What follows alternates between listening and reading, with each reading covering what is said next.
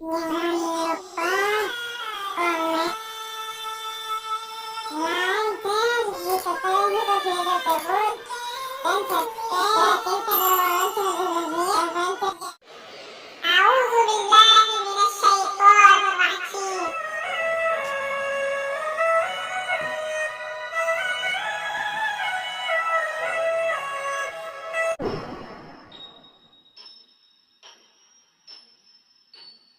Nabi Ibrahim tetap melanjutkan dakwahnya di jalan Allah Subhanahu wa Ta'ala. Nabi Ibrahim mencurahkan tenaga dan upayanya untuk membimbing kaumnya. Nabi Ibrahim berusaha menenangkan mereka dengan berbagai cara. Meskipun beliau sangat cinta dan menyayangi mereka malah justru marah kepadanya dan malah mengusirnya. Dan tiada yang beriman bersamanya kecuali seorang perempuan dan seorang lelaki. Perempuan itu bernama Sarah yang kemudian menjadi istrinya, sedangkan laki-laki itu adalah Nuh yang kemudian menjadi nabi setelahnya. Ketika Nabi Ibrahim mengetahui bahwa tidak seorang pun beriman selain kedua orang tersebut, ia menetapkan untuk berhijrah. Sebelum dia berhijrah, ia mengajak ayahnya beriman.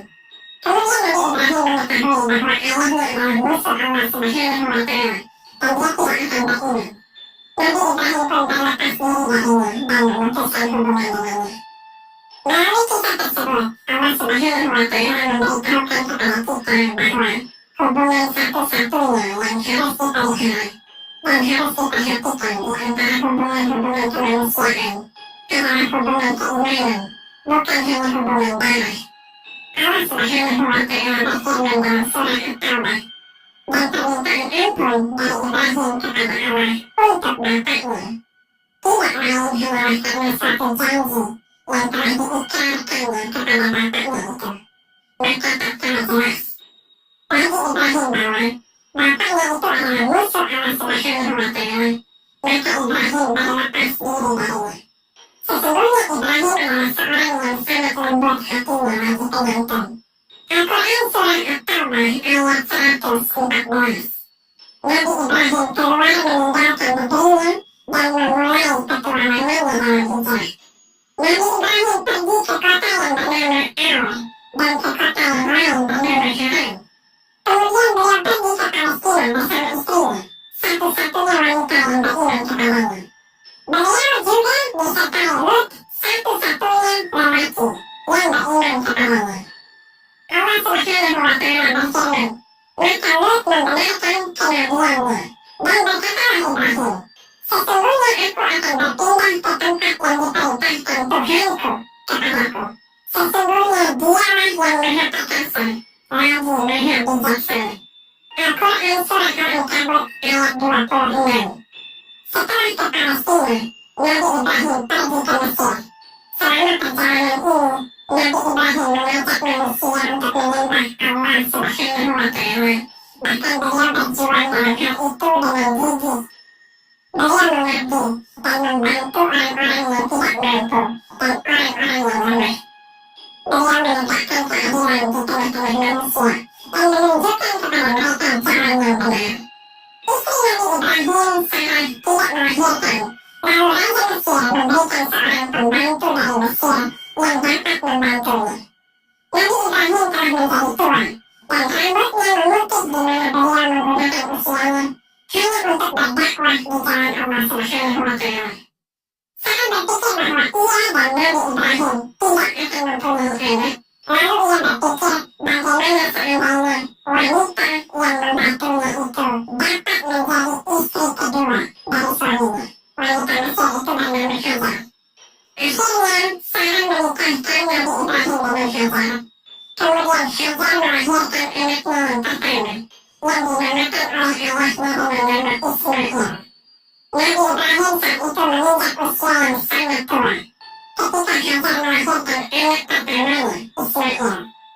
Nabi Ibrahim hidup di bumi Allah Subhanahu wa Ta'ala dengan selalu menyembahnya, bertasbih, dan menyucikannya. Kita tidak mengetahui berapa jauh jarak yang ditempuh Nabi Ibrahim dalam perjalanannya. Beliau adalah seorang musafir di jalan Allah Subhanahu wa Ta'ala. Seorang musafir di jalan Allah Subhanahu wa Ta'ala menyadari bahwa hari-hari di muka bumi sangat cepat berlalu. Kemudian ditiupkan sangkakala lalu terjadilah hari kiamat. Dan kemudian hari kebangkitan. Pada satu hari Nabi Ibrahim bangun, lalu beliau memerintahkan istrinya, Hajar, untuk membawa anaknya bersiap-siap untuk melalui perjalanan panjang. Setelah beberapa hari, dimulailah perjalanan Nabi Ibrahim bersama istrinya, Hajar, beserta anak mereka, Ismail. Saat itu Ismail masih menyusu pada ibunya. Nabi Ibrahim berjalan di tengah-tengah tanah yang penuh dengan tanaman, melewati gurun dan gunung-gunung. Kemudian, beliau memasuki tanah Arab.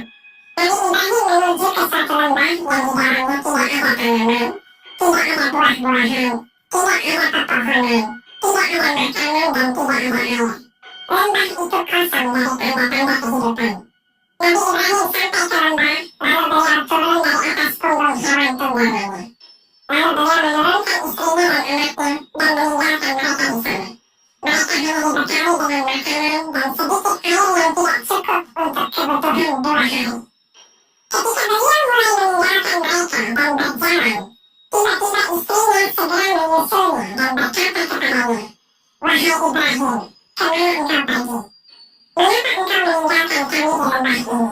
Padahal di dalamnya tidak terdapat sesuatu pun." Nabi Ibrahim tidak segera menjawab dan ia tetap berjalan. Istrinya pun kembali mengatakan perkataan yang dikatakan sebelumnya. Namun Nabi Ibrahim tetap diam. Akhirnya, si istri memahami bahwa Nabi Ibrahim tidak bersikap demikian, kecuali mendapat perintah dari Allah Subhanahu wa Ta'ala. Kemudian si istri bertanya, apakah Allah Subhanahu wa Ta'ala memerintahkannya yang demikian ini?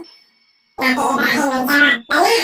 Istri yang beriman itu berkata, kalau begitu kita tidak akan disia-siakan.